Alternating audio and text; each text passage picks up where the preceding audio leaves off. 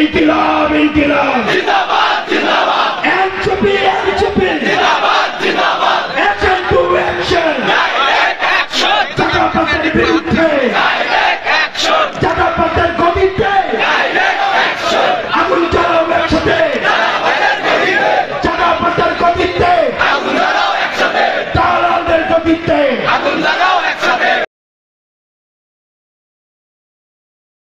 ওয়ালটন এখন দেশের সীমানা পেরিয়ে পৌঁছে গিয়েছে 50টিরও বেশি দেশে। ওয়ালটন, ঘরে ঘরে বিশ্বজুড়ে।